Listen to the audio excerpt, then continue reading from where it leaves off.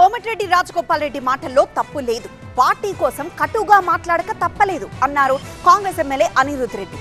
రాజగోపాల్ వ్యాఖ్యలతో తాను ఏకీభవిస్తున్నానన్నారు. కాంగ్రెస్ ప్రభుత్వం ప్రజా సమస్యలను పరిష్కరించాల్సిన అవసరం ఉందన్నారు. కాంగ్రెస్ పార్టీలో కోమటిరెడ్డి రాజగోపాల్ రెడ్డి కామెంట్స్ రచ్చరేపుతున్నాయి. తెలంగాణ ఉద్యమంలో పాల్గొనని వారు, కాంగ్రెస్ పార్టీలో మొదటి నుంచి లేని వారు ఉన్నత పదవులు అనుభవిస్తున్నారన్నారు రాజగోపాల్ రెడ్డి. తెలంగాణ ప్రజలకే కాదు, కాంగ్రెస్ పార్టీలో మొదటి నుంచి ఉన్నవారికి ఇబ్బందులు ఎదురవుతున్నాయన్నారు రాజగోపాల్ రెడ్డి. అది ఇప్పటికి కూడా ఒక్కసారి గుండె మీద చేసుకొని ఆలోచిస్తే ఎవడి పాలైందిరా తెలంగాణ.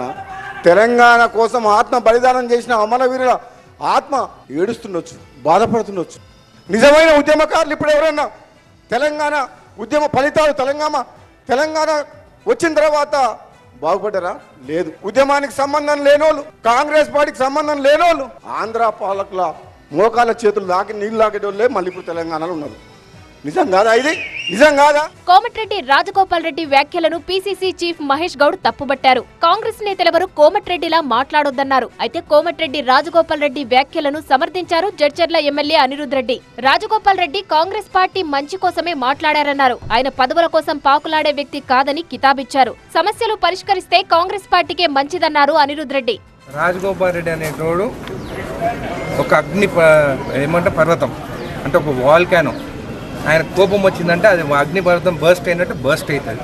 ఆయన ఎప్పుడైనా కానీ మంత్రి పదవి కోసం నాకు కావాలని చెప్పి కొట్లాడలేదు, అడగలేదు. 2.5 సంవత్సరాలు అయింది. అవి అయ్యి ఉంటే అప్పుడే కొట్లాడుతుండే.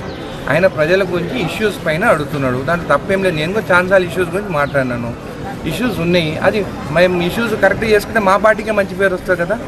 మన కాంగ్రెస్ పార్టీకి మంచి పేరు రావాలని చెప్పి మాట్లాడి కాంగ్రెస్ పార్టీని కాపాడుకునే ప్రయత్నం చేస్తున్న వారి సలహాలను అధిష్టానం పరిగణలోనికి తీసుకోవాలన్నారు అనిరుద్ రెడ్డి.